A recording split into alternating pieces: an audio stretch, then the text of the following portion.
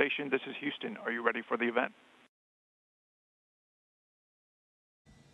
Houston, this is Station. We are ready for the event. Houston ACR, this is Mission Control Houston. Please call station for a voice check. Station, this is Houston ACR. How do you hear me? Houston ACR, we have you loud and clear. How us? I hear you loud and clear. Please stand by for opening remarks. Hello, I'm Jason Downey, Chairman of the State Board of Education of the state of Georgia and a resident of the Middle Georgia community. Dames Ferry Elementary is a STEM certified school located in Gray, Georgia, which is a small rural town in Jones County, Georgia, right here in the middle of the state of Georgia. We are excited at the opportunity to talk with our astronauts aboard the International Space Station and to give our students and our community first-hand experience and knowledge of what it's like in the field of aerospace. And with that, here's our first question.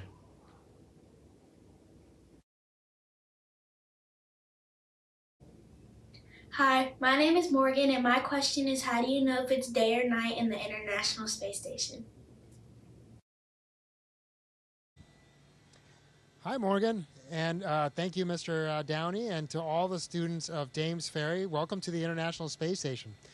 So, Morgan, you know, it's actually kind of tough to tell that it's day or night. First of all, we go around the Earth 15 or 16 times a day. So every 90 minutes, we're orbiting the Earth. And so it's either daytime or nighttime about every 45 minutes. Unfortunately, we don't have a lot of windows on the space station, so most of the time when you're working, you can't really look outside and know that it's either daytime or nighttime. But even if we could, it'd be kind of hard if that was changing every 45 minutes. So really, we just base it on the lights that we have on.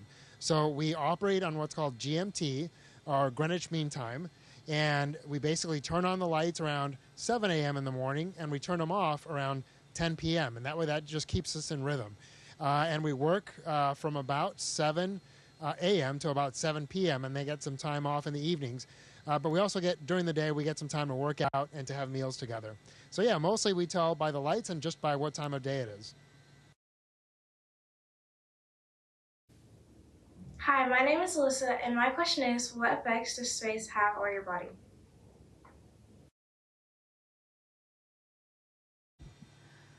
Hi, Alyssa. So I just got up here a little over a week ago, and the first thing I noticed was how disorienting it was. On Earth, you know, we have the sensors in our inner ear and gravity telling us which way is up and which way is down. But here on the space station, you know, you can quickly make the ceiling the floor and vice versa. And so it was really confusing to me at first. Also, something you may notice when you see astronauts is they might look a little puffy in the face. I'm just kidding. We have fluid shifts from, you know, again, we're used to being in 1G on Earth, but once we come up here, we don't have that anymore. And in terms of other effects, we're studying a lot of those. We've seen that we can counteract a lot of them with exercise, keeping our bone and muscle mass and bone density where they were before we left Earth. And we're studying a lot of changes in our organs and our eyes from all the effects. Hi, my name is Lily, and my question is, what is the most intense typing training you had to go through before going into space? Hey, Lily.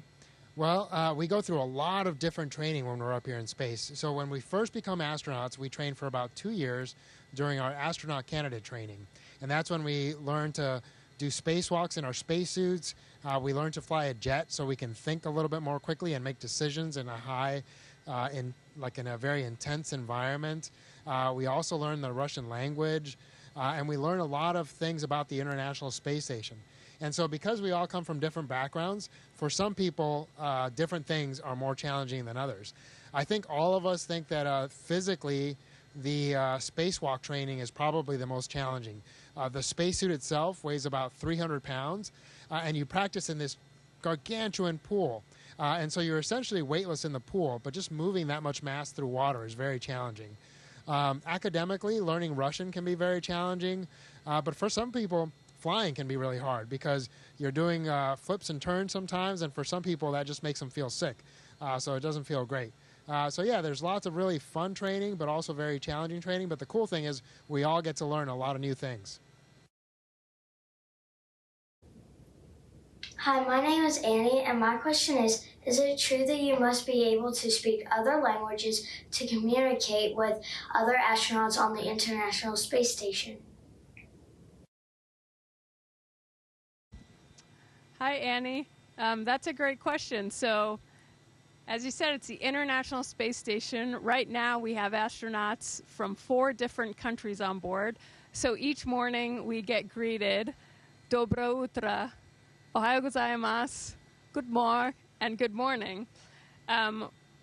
Technically, when we're operating, we have one half of the space station is conducted in English, and the other half is conducted in Russian. So we do, as Frank just mentioned, we do study Russian as soon as we get picked up by NASA. We take one-on-one lessons, and we do learn different languages also just to be able to interact with our other crewmates.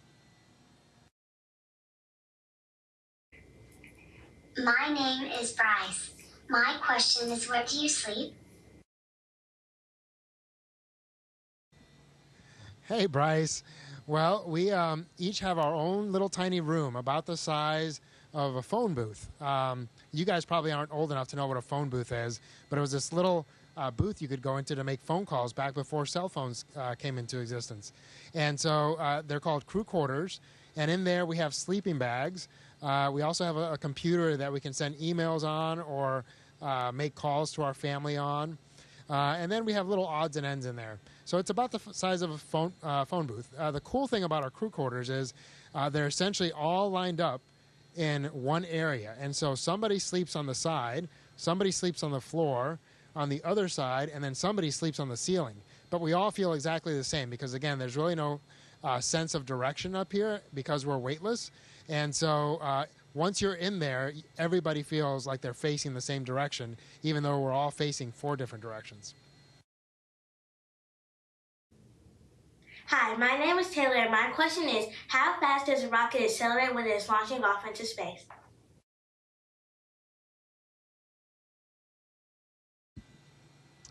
Hi, Taylor. So I just flew on a rocket up here a little over a week ago. I flew on the Falcon 9 rocket. It took us only about 8.5 minutes to get into orbit. So we had 2 stages, the first stage and the second stage. And I'd say the maximum acceleration we felt during that was about 4.5 Gs of acceleration. But it's pretty crazy to think we got from standing on the launch pad all the way up to low Earth orbit and going 17,500 miles per hour in under 10 minutes. So it was a pretty wild ride. Hi, my name is Hope, and my question is, why did you decide to become an astronaut? Hi, Hope. Well, I think we all have our different reasons, but fairly common reasons. For me personally, I love the idea of being part of an awesome team. I came from the Army, and I was a part of a great team there, and the NASA team is pretty spectacular. I also love exploring. I've always had the desire to kind of go over the next hill or go climb a mountain or just see whatever's out there and go explore. I also love learning, and I've tried to learn throughout my whole life, and this presented an opportunity to continue to learn new things. So yeah, I think we all have different reasons, but all of those things, I'd say the coolest thing about this job is that we get to do all of those things together, and that's pretty special. Hi, my name is Josie, and my question is, how does electricity work in the International Space Station?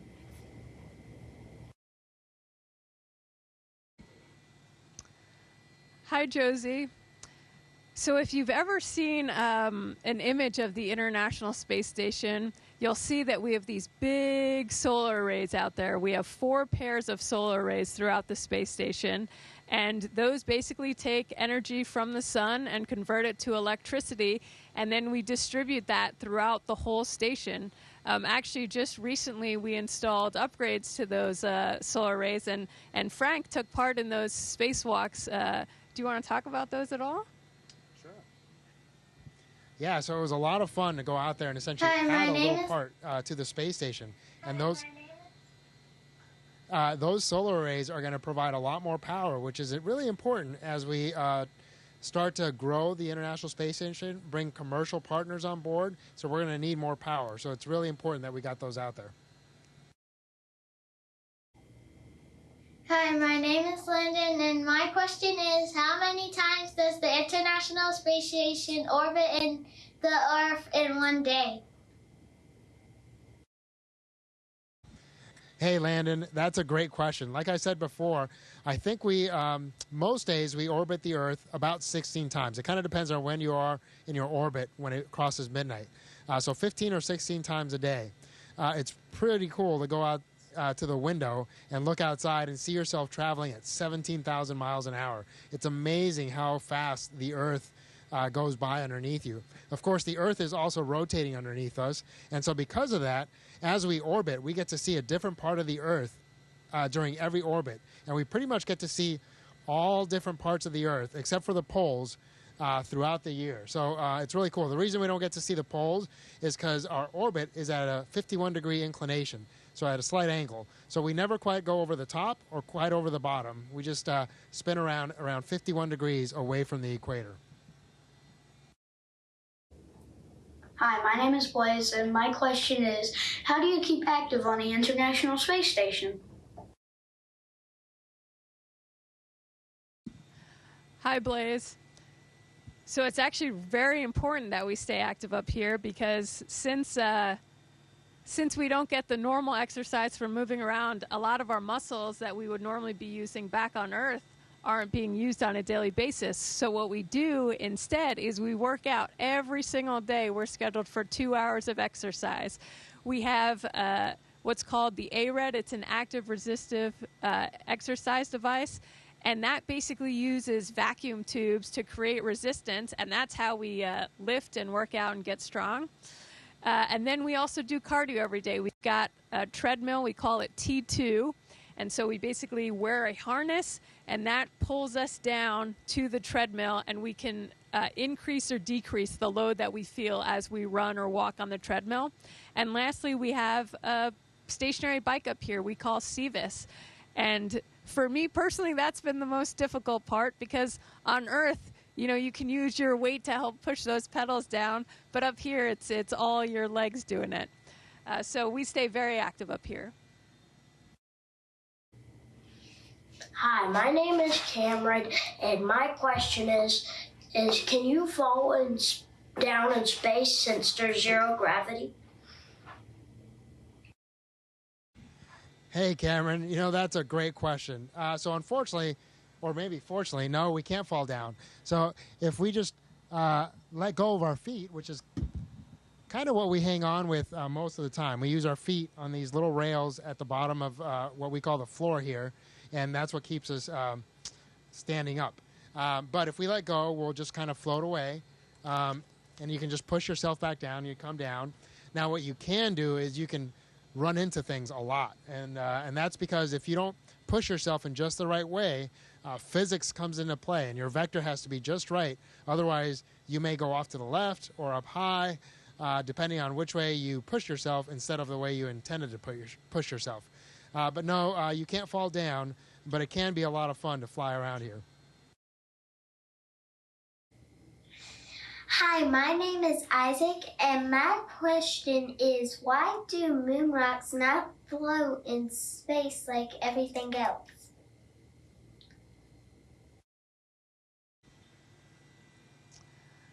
Hi, Isaac. So moon rocks, when they're on the moon, the reason they're not floating is because there is still gravity on the moon. It's just because the moon is quite a bit smaller than the Earth, it's only about 1/6 the force that it would be on Earth. So if you were to toss a moon rock up from the moon, it would go a lot higher than you'd be able to toss it on Earth. Now, if you brought a moon rock up to the International Space Station, it would float just like we're doing, because it would still be falling with the space station just like we are, and so that would keep it suspended. Hi, my name is JC, and my question is, has an asteroid ever hit the International Space Station? Hi, JC. Well, not an asteroid. An asteroid would be pretty big and would cause a lot of damage. But unfortunately, more and more, there's a lot of debris in near-Earth orbit. So we're at about 250 miles above the surface of the Earth, which really isn't that high.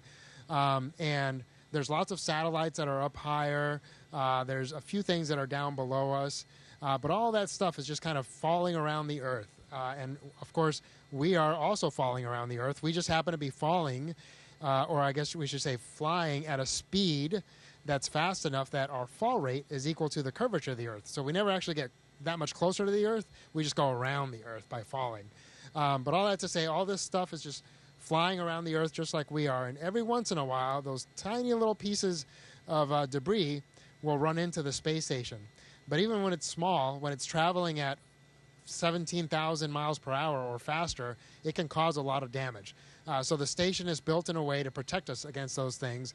And especially when you're on spacewalks, you'll go out there and you'll see some of the damage on the metal that's made to protect us, where something hit it and caused that metal to split open. And it's pretty amazing to go out there and watch it. But we don't get hit very often because, relatively speaking, we are pretty small. And so the chances of something running into us are pretty small. Hi, my name is Cam, and my question is, what do y'all do for fun in the National Space Station?